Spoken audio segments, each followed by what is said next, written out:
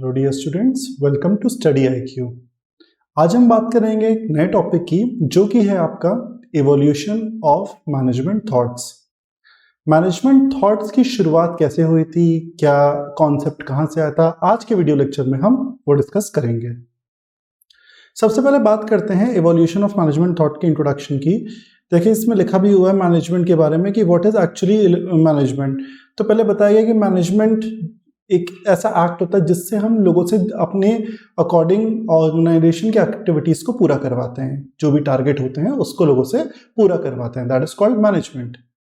Management में ये सारी चीजें आती है जो कि बहुत इंपॉर्टेंट है। प्लानिंग, आपका ऑर्गेनाइज करना, चीजों को देखना कि कौन से ऑर्गेनाइजेशन में लोग आ रहे हैं, लोगों को लीड करना, उनके साथ कोऑर्डिनेशन करना और चीजों को कंट्रोल करना ऑर्गेनाइजेशन में।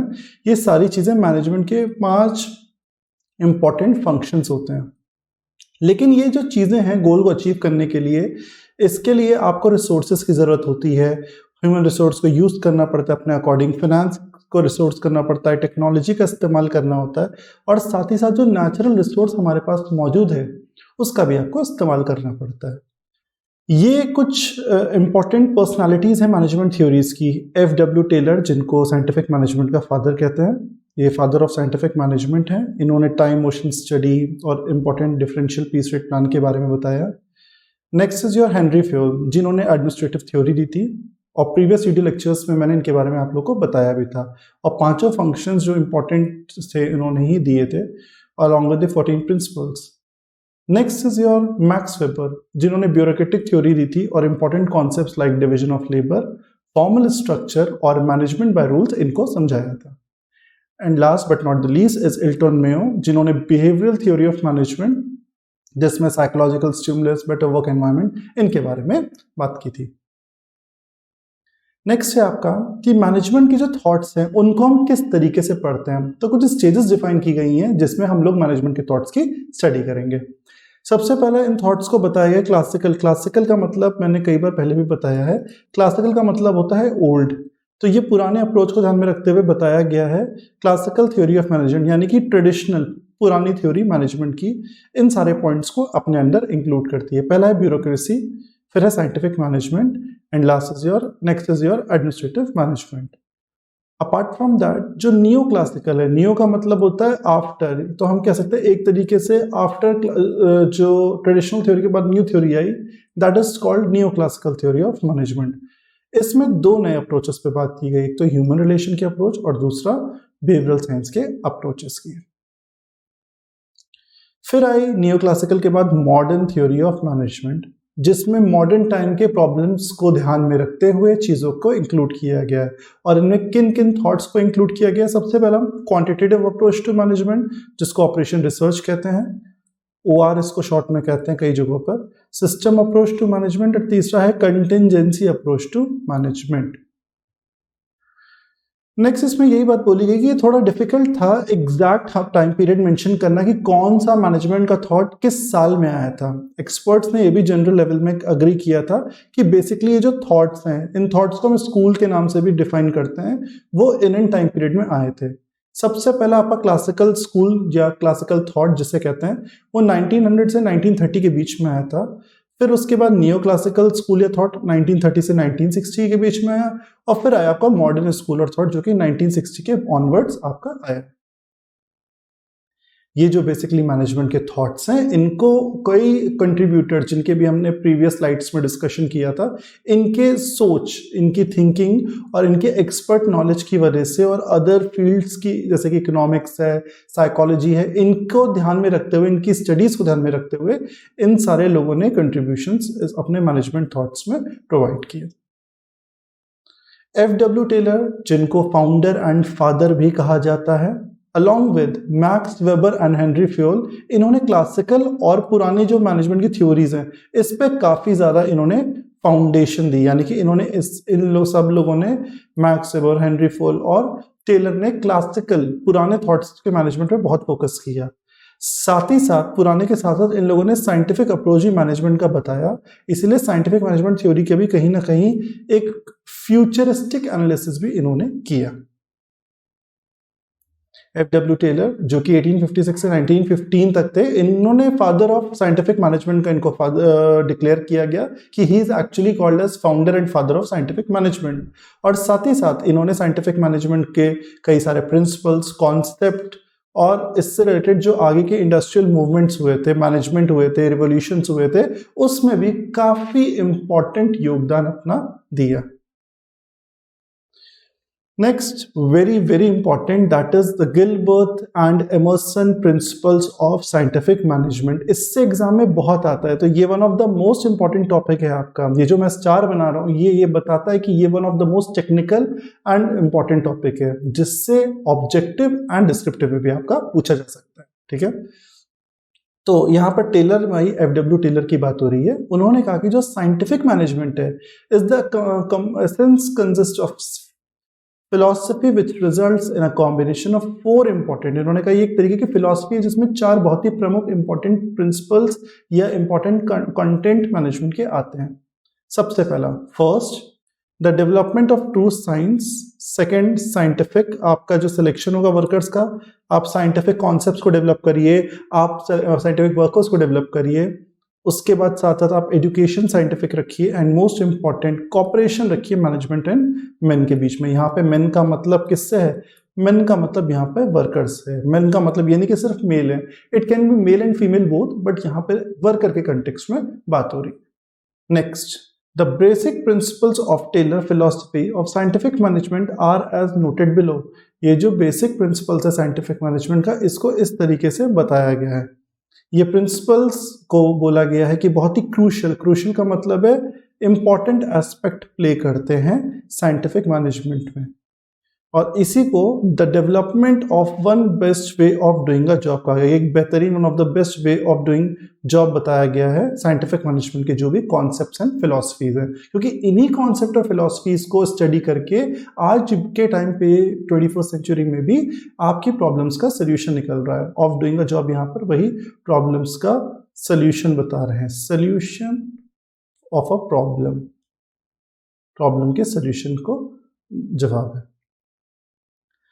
अब बात करते हैं कि हेनरी फ्यूल का मैनेजमेंट थॉट्स के प्रति क्या इंफॉर्मेशन थी, हेनरी फ्यूल ने क्या इंफॉर्मेशन, अपना क्या नॉलेज कंट्रीब्यूशन किया था मैनेजमेंट के थॉट्स में। तो सबसे पहले हेनरी फ्यूल जो 1841 से 1925 का जिनका ड्यूरेशन था लाइफ का, उन्होंने सही modern theory of general and industrial management का ट्रीटमेंट दिया। इसमें इनको क्रेडिट जाता है बेसिक प्रिंसिपल्स बताने का, किसके? मैनेजमेंट के, जो कि हेनरी फ्यूल को ही जाता है, क्योंकि इनके जो सजेशंस है वो बहुत ही अप्रोप्रिएट थे, जो कि बाद में प्रिंसिपल के रूप में निकल के आए। And after obtaining an engineering degree, इन्होंने इंजीनियरिंग की डिग्री ली थी हेनरी फ्यूल ने। उसके बाद उन्होंने एज अ कंपनीज, इसके बाद कंपनी यानी कि चीफ एग्जीक्यूटिव के रूप में कोल माइनिंग कंपनी में बेसिकली काम किया। तो काफी एक्सपीरियंस लेके, प्रैक्टिकल नॉलेज लेके इन्होंने कॉन्सेप्ट्स को बनाया। ये नहीं कि सिर्फ कॉन्सेप्ट बना दिए, उन कॉन्सेप्ट्स का प्रैक्टिकल एप्लीकेशन को ध्यान में रखते हुए उन्होंने कुछ प्रिंसिपल्स एस्टैब्लिश किए।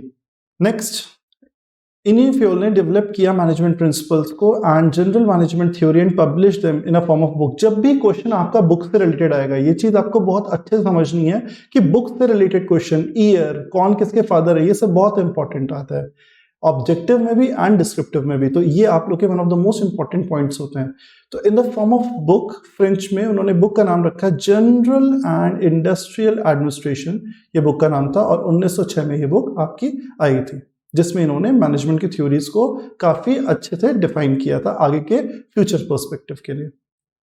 Next, it was translated into English, क्योंकि फ्रेंच बुक थी तो फ्रेंच से इंग्लिश में हुई ट्रांसलेट, ठीक 14 ईयर्स बाद 1930 में। एंड इस टाइम के दौरान हेनरी फ्यूल को founder of modern management theory भी कहा गया। ये सब क्वेश्चंस आपके एग्जाम के पॉइंट ऑफ व्यू से बहुत इंपॉर्टेंट है कि who is known as founder of modern management, traditional, ये सब आपको पता होना जरूरी है। फिर हेनरी फ्यूल के ये जो कॉन्सेप्ट है, इसके बाद इन्होंने 14, ये बहुत इंपॉर्टेंट है कि कितने थे, तो उन्होंने 14 प्रिंसिपल्स ऑफ मैनेजमेंट को प्रैक्टिकल अपने एक्सपीरियंसेस से जो उन्होंने वर्क किया, जो उन्होंने रियल लाइफ में चीजें देखी, उसके अकॉर्डिंग इन्होंने प्रैक्टिकल एक्सपीरियंस के बेसिस पर अपनी 14 प्रिंसिपल्स को एक्सप्लेन किया।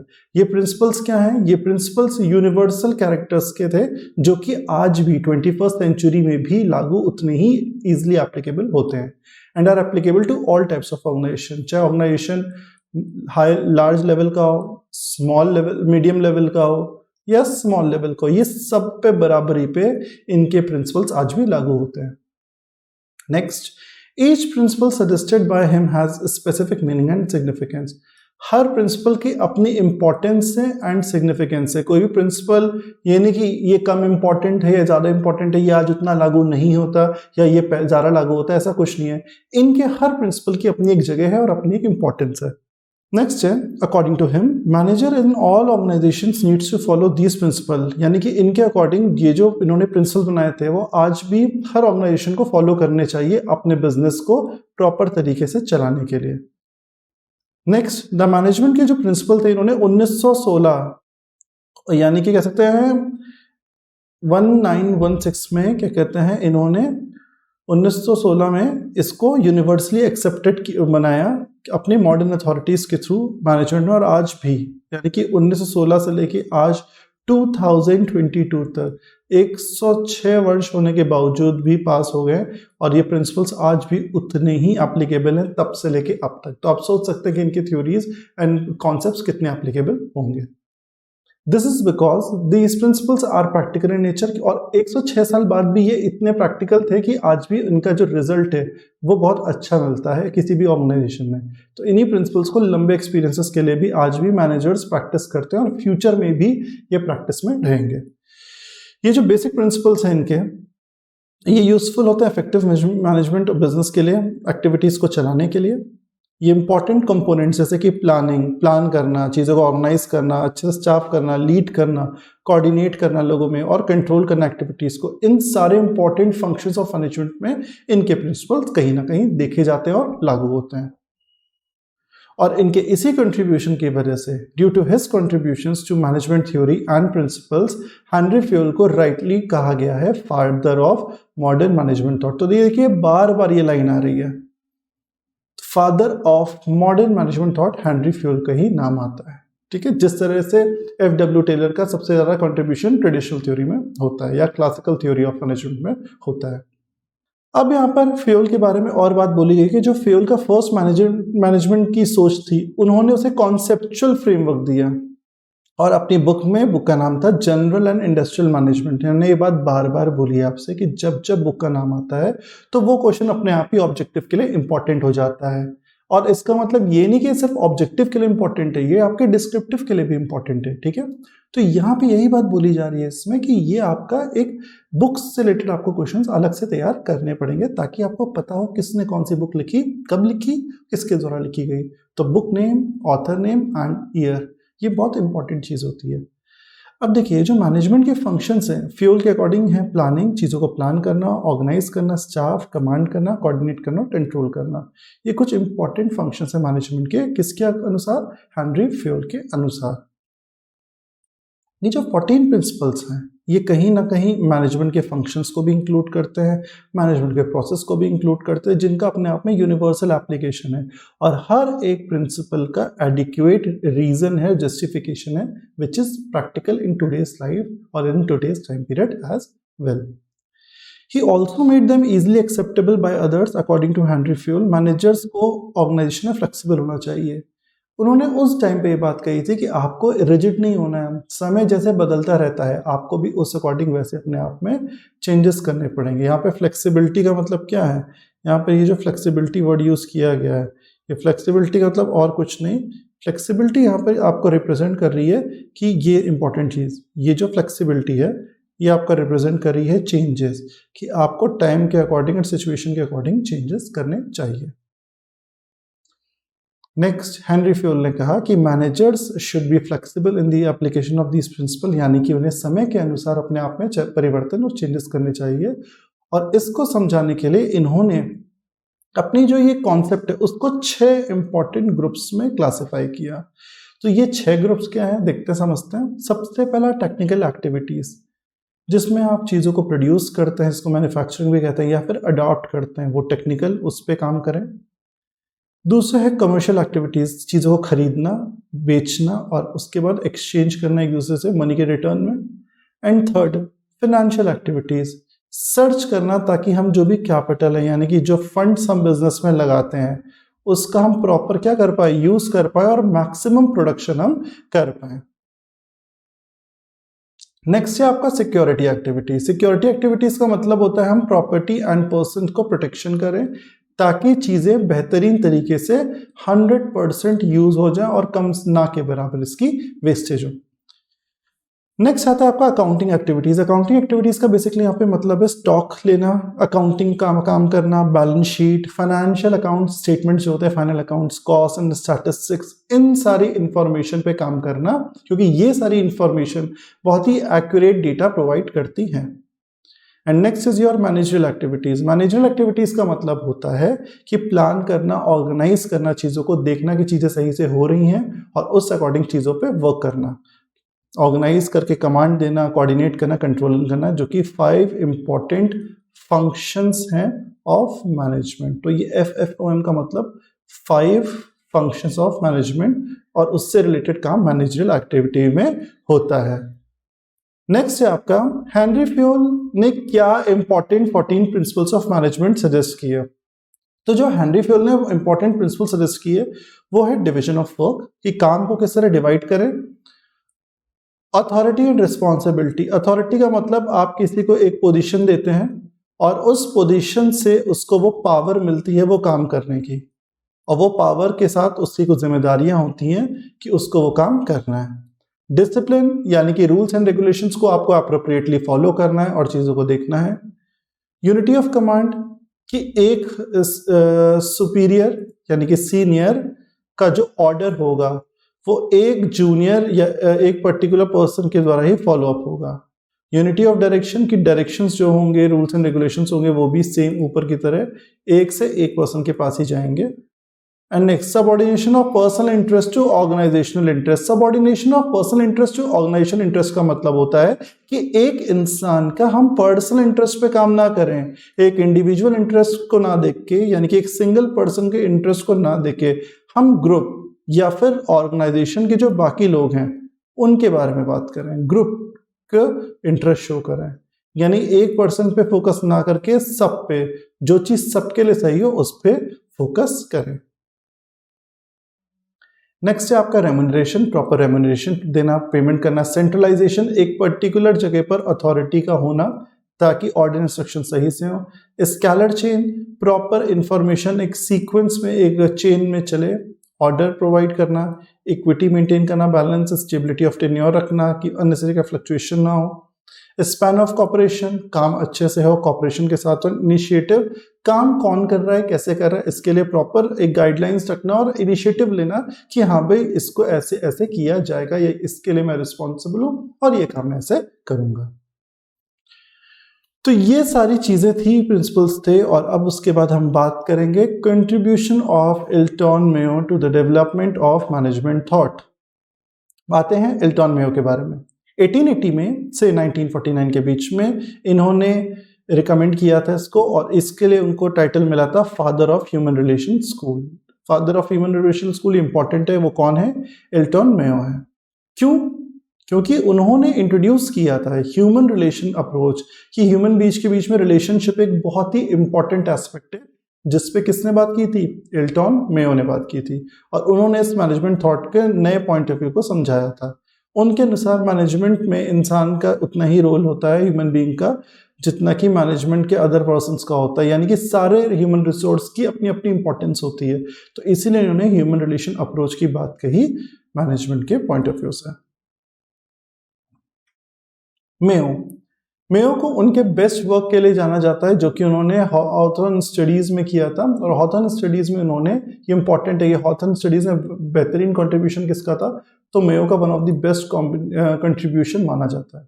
इन्होंने Hawthorne plant western electric company, जो कि यूएसए में है, जो कि 1927 से 1932 में थी, उसके स्टडी करके चीजों को समझाया था। ये भी कहा जाता है, it is said that Mayo ने अप्लाई किया था साइकोलॉजिकल अप्रोच मैनेजमेंट को फर्स्ट टाइम। तो first time he is the person जिन्होंने साइकोलॉजिकल अप्रोच भी दिया था। तो ये एग्जाम में क्वेश्चन भी आ सकता है कि साइकोलॉजिकल अप्रोच मैनेजमेंट में देने वाले कौन थे, तो आपका जवाब होगा मेयो वाज द पर्सन। और साथ ही साथ उन्होंने क्लिनिकल एंड डायग्नोस्टिक मेथड्स का इस्तेमाल किया। मेयो ने ड्रॉ किया कंक्लूजन इन सब स्टडीज से, यानी कि अलग अलग मेथड्स का उन्होंने इस्तेमाल किया किसको समझने के लिए, साइकोलॉजी और ह्यूमन बिहेवियर को समझने के लिए बेसिकली। ये मेयो ही थे जिन्होंने टीम को लीड किया, who lead the team for conducting a study at Western Electric Hawthorne plant between 1927 to 1932, और उन्होंने इवेल्युएट किया, इवेल्युएट का मतलब कैलकुलेट किया या मेजर किया क्या, एट्रीब्यूट्स एंड साइकोलॉजिकल रिएक्शंस लोगों का ऑन दी जॉब सिचुएशन, यानी काम के दौरान, काम करने के दौरान उन्होंने इस चीज को स्टडी किया। उनके जो एसोसिएट्स है included John Dewey, Kurt Lewin and others, इन्होंने भी इसमें चीज़ों में कंट्रीब्यूशन किया। ये सारे जो कंट्रीब्यूटर्स हैं ये सब कहलाते हैं एसोसिएट्स, इनके लिए हम एसोसिएट वर्ड्स यूज़ करते हैं। तो मेयो और इनके ये जितने भी एसोसिएट्स जिनके बारे में भी हमने इनका नाम लिया, ये इन लोगों ने कंक्लूजन निकालना अपने फेमस हॉथर्न एक्सपेरिमेंट से। तो मेयो के साथ इनका नाम भी एज अ ग्रेट कंट्रीब्यूटर्स बताया जाता है। अब क्या क्या चीजें इसमें आई, पहला the amount of work is to be done by a worker, ये नहीं डिसाइड होता है वर्कर के काम से कितना काम उसने किया है उसकी कैपेसिटी से, बल्कि उसके जो सोशल नॉर्म्स हैं उसको ध्यान में रखते हुए डिसाइड किया जाता है कि वर्कर ने कितना काम किया है, ना कि ये कि उसकी फिजिकल कैपेसिटी कितनी है। नेक्स्ट है नॉन इकोनॉमिक रिवॉर्ड्स भी बहुत इंपॉर्टेंट रोल प्ले करते हैं वर्कर के बिहेवियर में। ये नहीं कि सिर्फ आपने उसको पैसा दे दिया तो वो खुश हो गया, पैसे के साथ आप उससे अच्छे से बात करें, उसकी प्रॉब्लम सुने, उसे बहुत सारे फैसिलिटीज दें, ये सब भी इंपॉर्टेंट रोल प्ले करता है। Next, generally the workers do not reacts as individual but as member of the groups. बिल्कुल, कई बार वर्कर एक सिंगल पर्सन नहीं होता है बल्कि वो एक ग्रुप हो जाता है, यूनियन हो जाता है, जिसके लिए भी हमें उस पर काम करना जरूरी है। नेक्स्ट, इनफॉर्मल लीडर्स, ये जो इनफॉर्मल लीडर्स होते हैं ये भी इंपॉर्टेंट रोल प्ले करते हैं ग्रुप के नॉर्म्स को पूरा करने में, यानी कि ऐसे लीडर जो जरूरी फॉर्मली ना हो कि इनफॉर्मल नेचर में काम करें, वो इंपॉर्टेंट रोल प्ले करते हैं ग्रुप नॉर्म्स को फुलफिल करने में। नेक्स्ट, मेयो ने डिस्कस किया इन फैक्टर्स को कि ये जितने भी फैक्टर्स जो अभी हमने डिस्कस किए थे, ये ह्यूमन के बिहेवियर में जो ऑर्गेनाइजेशन में काम कर रहा है उसमें कई टाइप के चेंजेस ये ले आते हैं। डेल्टा का मतलब क्या होता है, चेंज होता है। मेयो ने कंक्लूड किया कि जो कॉज है प्रोडक्टिविटी बढ़ने का वर्कर में, ये सिर्फ एक सिंगल फैक्टर नहीं है कि आप रेस्ट दे रहे हैं, पॉज दे रहे हैं, बल्कि वर्किंग आवर्स चेंज करना, अदर कॉम्बिनेशन में चेंज करना, लाइक कम एकदम उनके पीछे ना पड़ जाएं, आप 24 घंटे उनके सर पे ना खड़े रहें, ठीक है, थोड़ा उनको आज़ादी दे काम करने में कि वो अपना टैलेंट दिखा सकें, और छोटे छोटे ग्रुप्स बना ले ताकि लोग अच्छे से कोऑर्डिनेशन में काम भी कर सकें और एक प्रेशर की फीलिंग ना हो। इन सारी चीज़ों से भी क्या होता है, इन सारी चीज़ों से भी जो प्रोडक्टिविटी है वो अपने आप हाई हो जाती है। किसकी हाई हो जाती है, वर्कर की। और जब वर्कर की प्रोडक्टिविटी हाई होगी तो ऑर्गेनाइजेशन का प्रॉफिट भी क्या हो जाएगा, अपने आप हाई हो जाएगा। इसीलिए एज अ रिजल्ट मेयो के एफर्ट्स के द्वारा और उनके एसोसिएट्स के असर के द्वारा, जो उन्होंने एक बहुत ही पॉजिटिव एफर्ट्स की और अपनी नॉलेज का कंट्रीब्यूशन किया, managers in different organisation recognise workers की परफॉर्मेंस को रिकॉग्नाइज किया। और साइकोलॉजिकल का मतलब थिंकिंग या सोच से है, सोशलॉजिकल जो कि सोसाइटी से और उसकी उनकी लाइफ से कह सकते हैं, एंड फिजिकल जो कि उनके बेसिक नीड्स और उससे रिलेटेड है। इन सारे फैक्टर्स को उन्होंने पूरा किया। इसीलिए जो हॉथर्न स्टडी थी वो एक इंपॉर्टेंट लैंडमार्क, मैं फिर से बता रहा हूँ, ये एग्जाम में आता है इससे क्वेश्चन, तो आपको इंपॉर्टेंट पढ़ना पड़ेगा कि जो हॉथर्न की स्टडी थी उसने इंपॉर्टेंट लैंडमार्क स्टडी किया वर्कर्स के बिहेवियर से और रिलेशनशिप की क्या जॉब से होनी चाहिए फेलो वर्कर्स की और ऑर्गेनाइजेशन की। तो उन्होंने ऑर्गेनाइजेशन के फेलो वर्कर्स और उनकी जॉब के साथ रिलेशनशिप पे बहुत ही इंपॉर्टेंट बात डिस्कस की, जो आज के टाइम पे स्पेशली बहुत लागू होती है। इट प्रूव दैट इनफॉर्मल जो वर्क ग्रुप होता है और जो opportunity of to be heard होती है, यानी कि जो आपको सुनने के लिए बोला जाता है, सुनने के लिए, डिसीजंस में पार्टिसिपेट करने के लिए कि आप भी निर्णय लें, ये इंपॉर्टेंट रोल प्ले करता है। क्योंकि इससे वर्कर क्या होता है, मोटिवेट होता है कि भाई आप उसको समझ रहे हैं, उनको सुन रहे हैं, आप उससे डिसीजन ले रहे हैं। और जब ये मोटिवेशन बढ़ता है वर्कर का, तो कहीं ना कहीं उसकी प्रोडक्टिविटी भी क्या हो जाती है, बढ़ जाती है, और जब उसकी प्रोडक्टिविटी बढ़ जाती है तो ऑब्वियस सी बात है जो आउटपुट होगा और जो प्रॉफिट होगा वो भी क्या हो जाएगा, बढ़ जाएगा अपने आप ही। सिंपल। तो ये जो हॉथन की स्टडीज थी इसने बहुत ही शार्टरिंग का मतलब यहाँ पर है बहुत ही ह्यूज, ज़्यादा इम्पैक्ट डाला मैनेजमेंट की थिंकिंग पे, और इसीलिए मैनेजमेंट वो जो मेयो हैं उनको रिवॉल्यूशनरी थिंकर के टाइटल भी दिया गया, क्योंकि उन्होंने मैनेजमेंट थॉट्स में बहुत चेंजेस किए और नई चीज़ें बताई रिसेंट टाइम पीरियड में। तो जो क्रेडिट है ह्यूमनाइजेशन ऑफ मैनेजमेंट का, ह्यूमन बिहेवियर का, वो जाता है एल्टन मेयो को, क्योंकि उन्होंने मैनेजमेंट और वर्कर्स पे मेन फोकस किया और उन्होंने कहा कि ये दोनों अगर आपस में मिल जाते हैं, ये जो मैंने प्लस का साइन बनाया वो यही बता रहे कि आपस में कोऑर्डिनेट होकर काम करते हैं तो चीज़ें काफ़ी अच्छी रहेंगी दोनों के लिए और ऑर्गेनाइजेशन के लिए।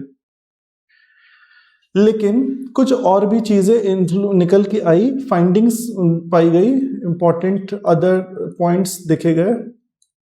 किसके?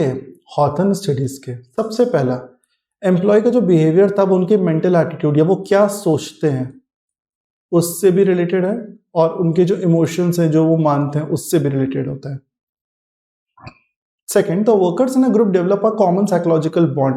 जो एक टीम में अगर 7 लोग एक टीम में काम कर रहे हैं तो इन 7 लोग 1 2 3 4 5 6 7 इनका एक यूनियन हो जाता है, या एक कह सकते हैं इनकी एक बॉन्डिंग हो जाती है। वो अपना ग्रुप फॉर्म कर लेते हैं और इनफॉर्मल ऑर्गेनाइजेशन की तरह वो काम करते हैं, क्योंकि ये 7 अलग अलग नहीं, एक साथ लोग हैं। Next, in managing and motivating employ groups human and social motivation play greater role. बिल्कुल, अगर आप लोग साथ में काम कर रहे हैं या ग्रुप्स में काम कर रहे हैं या इंडिविजुअली भी साथ में काम कर रहे हैं तो आपके जो ग्रुप है या आप इंडिविजुअल है आप बहुत काम करने के लिए मोटिवेट हो जाएंगे, और यही मोटिवेशन आगे आपको और अच्छे लेवल पर प्रॉफिट इंक्रीज करने में कंट्रीब्यूट करेगा। तो ये सिर्फ फाइनेंशियल इंसेंटिव से नहीं, नॉन फाइनेंशियल इंसेंटिव से भी पॉसिबल है। मैनेजमेंट मस्ट अंडरस्टैंड कि टिपिकल ग्रुप बिहेवियर डोमिनेट कर सकता है इंडिविजुअल प्रोपेंसिटी और प्रेफरेंसेस। तो यानी कि ग्रुप बिहेवियर पे ज़्यादा फोकस किया गया in comparison to preferences of individual. ऐसा नहीं कि सिर्फ इंडिविजुअली काम अच्छा होगा, आप ग्रुप पे भी काम अच्छा करवा सकते हैं, आउटपुट ले सकते हैं। When workers are given special attention, जब जो मैनेजमेंट है मेन वो अपने वर्कर्स पे बहुत ज़्यादा ध्यान देता है, तो ऑर्गेनाइजेशन को भी पता होता है कि हाँ भाई उनका वर्कर अच्छा काम कर रहा है और उन पर ध्यान देता है, तो वर्कर की प्रोडक्टिविटी अपने आप ही क्या हो जाती है, इंक्रीज हो जाती है, चाहे वर्किंग कंडीशन जैसी भी हो। सबसे बड़ा एग्जांपल इसमें मैं लूँगा टाटा ग्रुप का। टाटा अपने एम्प्लॉयज़ के, अपने वर्कर्स पे बहुत फोकस करता है, उनको दोनों तरह से मोटिवेशन करता है, मॉनेटरी फैक्टर से भी और नॉन मॉनेटरी फैक्टर से भी। इसलिए आज भी इंडिया में टाटा को नंबर 1 रिकमेंड किया जाता है, वर्कर्स के पॉइंट ऑफ व्यू से भी और कस्टमर्स के पॉइंट ऑफ व्यू से भी। So this is what we called special attention to workers as well as to the customer. तो ऐसे कई सारी कंपनीज है, बेसिकली ये मैंने एक एग्जाम्पल के तौर पे समझाया। नेक्स्ट है system approach to management thought. Management thought जो सिस्टम अप्रोच था वो आपका आया था 1960s में, जो मैनेजमेंट के मॉडर्न मैनेजमेंट के द्वारा कवर किया गया है, और इसमें क्लासिकल यानी कि ओल्ड और न्यू क्लासिकल यानी कि न्यू और ओल्ड कॉन्सेप्ट्स को समझाया गया है इन स्ट्रीम्स में। सबसे पहला क्वांटिटेटिव जिसको मैथमेटिकल अप्रोच कहते हैं, दूसरा सिस्टम अप्रोच और तीसरा कंटिंजेंसी अप्रोच। अब आते हैं सिस्टम मैनेजमेंट स्कूल पे। सिस्टम मैनेजमेंट स्कूल जो है बेसिकली ये कंपनी बिजनेस एंटरप्राइज के द्वारा या उनके थ्रू कनेक्ट होता है और ये किसी पर्पस के लिए बेसिकली वो करते हैं। इसमें एक सिस्टम, एक इनपुट लगाया जाता है, एक प्रोसेस तैयार किया जाता है कि काम इस तरीके से होगा और इन तरीकों से हम अपना काम को करेंगे। तो ऑर्गेनाइजेशन एक सिस्टम की मैनेजमेंट स्कूल के बेसिस पे यहाँ पे काम करता है। एवरी सिस्टम, जितने भी सिस्टम होते हैं वो आपस में जुड़े हुए होते हैं, इंटरलिंक्ड होते हैं सब सिस्टम के साथ, और ऑर्गेनाइजेशन में आर्टिफिशियल सिस्टम को ध्यान में रखते हुए इंटरनली जो भी चीज़ होती हैं, जो गोल्स होते हैं, टारगेट्स होते हैं, उनको इंटरनल एक्सटर्नल एनवायरनमेंट को ध्यान में रखते हुए सारी चीज़ें की जाती हैं। यानी कि कस्टमर्स जो हैं हमारे, जो आम जनता है, जो सामान सप्लाई करते हैं, जो गवर्नमेंट है, इनको ध्यान में रखते हुए चीज़ें इस्टेब्लिश की जाती हैं। ये जो सिस्टम होता है ये एक इंपॉर्टेंट रोल प्ले करता है कि मैनेजर किस तरह से काम को ऑपरेट करेगा, और यही सिस्टम आपके प्रोडक्शन, मार्केटिंग, डिस्ट्रीब्यूशन और अदर एक्टिविटीज पे एक सिस्टमैटिक तरीके से काम करता है। मैनेजर कई टाइप की एक्टिविटीज को ऑर्डरली चेक करते ही काम सही से हो रहा है, जिस भी सीक्वेंस में बताया गया था उस सीक्वेंस में हो रहा है या नहीं हो रहा है। ठीक है, तो ये काम चेक करना है और almost anything can be viewed as a system, और सिस्टम में ये सारी चीज़ों की प्रॉपर मॉनिटरिंग होती है कि everything is going as per the work flow और नॉट।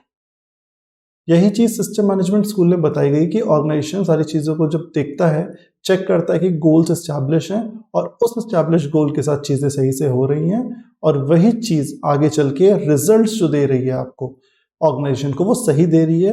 अगर ऑर्गेनाइजेशन को सही रिजल्ट्स मिल रहे हैं तो वो एस्टैब्लिश करते हैं कि वो अपने गोल्स को आगे जो भी अचीव है वो उसको और अच्छे से बनाएं और अगले टारगेट्स को वो पूरा करें। नेक्स्ट है क्राइसिस मैनेजमेंट मॉडल। ये कॉन्सेप्चुअल फ्रेमवर्क है जो कि कॉन्सेप्ट ओरिएंटेड है, इंपॉर्टेंट है कॉन्सेप्चुअल फ्रेमवर्क, जिसमें सारी चीजें आती हैं। लाइक क्राइसिस यानी कि जब भी किसी चीज की कमी होती है, क्राइसिस का मतलब होता है कमी होना, तो चीजों को किस तरीके से यूज किया जाए, रिसोर्सेस को क्या चीजें प्रैक्टिस की जाए जब भी किसी चीज की क्राइसिस हो, तो उस कंडीशन के लिए ये मॉडल बेस्ट होता है। इसीलिए इसका नाम भी है क्राइसिस मैनेजमेंट मॉडल। क्राइसिस कभी भी हो सकती है, ये अनप्रेडिक्टेबल है, यानी कि इसको हम काउंट नहीं कर सकते हैं, तो ये कभी भी हो सकती है। और इससे बिजनेस में कैसा सा देखने को मिलता है, नेगेटिव, यानी कि लॉस की बात कर रहे हैं। तो ये लॉस कंपनी को ना हो और उनके स्टेक होल्डर्स क्विकली एक्ट करें, इस लॉस से बचने के लिए क्राइसिस मैनेजमेंट मॉडल पे काम किया जाता है या वो काम करता है। अब देखिए इसमें लिखा हुआ है, जो डेफिनेशन है वो इनकॉर्पोरेट करती है आइडियाज को क्राइसिस मैनेजमेंट के, और इसमें कुछ लोगों ने रिसर्च भी की है, जैसे क्रिश्चियन पियर्सन, जूडिथ चेयर, 1998 में इन्होंने बहुत ही कॉम्प्रिहेंसिव क्राइसिस डेफिनेशन पे फॉर्म किया था, जैसे रिफ्रेमिंग क्राइसिस मैनेजमेंट, ठीक है, इस पे काम किया। 2007 में डब्ल्यू टिमोथी कुम्स ने आगे इस चीज को बढ़ाया और एक बहुत ही इंपॉर्टेंट क्राइसिस की डेफिनेशन दी, जिसमें उन्होंने कहा स्टेक होल्डर्स जो भी होंगे, स्टेक होल्डर्स वो लोग जो कि आपके कंपनी से डायरेक्टली और इनडायरेक्टली जुड़े हुए हैं। जरूरी नहीं कि उन्होंने आपकी कंपनी में इन्वेस्ट किया, वो कोई भी हो सकते हैं, वो अलग अलग लोग स्टेक होल्डर्स कहलाएंगे। और वो कैसे रिएक्ट करेंगे अनप्रेडिक्टेबल इवेंट में, ऐसा इवेंट जिसको आप पहले से कैलकुलेट, फ्यूचर में कैलकुलेट नहीं कर सकते हैं, उसमें क्या चीजें होंगी, कैसे होंगी, उसको इंपॉर्टेंट रोल टिमोथी कुम्स ने 2007 में एस्टैब्लिश किया। तो ये है समरी आज की क्लास की कि क्लासिकल अप्रोच के मैनेजमेंट थॉट्स कैसे आए थे। सबसे पहला क्लासिकल थॉट आया 1890 से, कहानी शुरू हुई लेबर मैनेजमेंट के नाम से, लेबर मैनेजमेंट। फिर 1900 में यानी कि 10 साल बाद साइंटिफिक मैनेजमेंट आया, फिर 10 साल बाद ब्यूरोक्रेटिक मैनेजमेंट आया, एंड आफ्टर ठीक 10 ईयर से गैप में 1920 में एडमिनिस्ट्रेटिव मैनेजमेंट आया। देन 1930 आप देखिएगा सब में 10 ईयर्स का गैप है। 1930 में फिर ह्यूमन रिलेशन मैनेजमेंट आया, फिर थोड़ा गैप और हुआ, 1950 में क्वांटिटेटिव अप्रोच आया, जिसमें 55 और उसके बीच में behavioural empirical approach, system approach and crisis management, इन सब के 1960 में इन सब के मुद्दों पे बात की गई 55 से 60 के बीच में। देन 70 में कंटिजेंसी थ्योरी आई 70 से 80 के बीच में, और उसमें इन सारी चीज़ें change in innovation management, reengineering, total quality management excellence, process approach, chaos theory, इन सब चीज़ों पे बात की गई। Team building approach, lean management, ये सारे नाम हैं। तो ये सब इंपॉर्टेंट नाम है कि आपको पता होने चाहिए कौन से ईयर में आते, ईयर के पॉइंट ऑफ व्यू से आपसे पूछ सकते हैं। नेक्स्ट 90s और 2000 के टाइम पर knowledge management, learning, organisation, CSR, ये बहुत ही इंपॉर्टेंट है जो आज भी लागू हो रहा है, that is corporate social responsibility, corporate social and responsibility, इस चीज़ के बारे में बोला गया है। ये सब 2010 के बाद से आज भी 2021 में एंड सो ऑन चलती आ रही है। तो ये वो एरियाज है जो कि स्कूल्स एंड थॉट्स को डिफाइन करते हैं, और ये पूरी हिस्ट्री है कहाँ से लेके कहाँ तक के स्कूल एंड मैनेजमेंट थॉट्स के बारे में बात हुई थी। तो आज के वीडियो लेक्चर में इतना ही, तब तक के लिए take care everyone and thank you.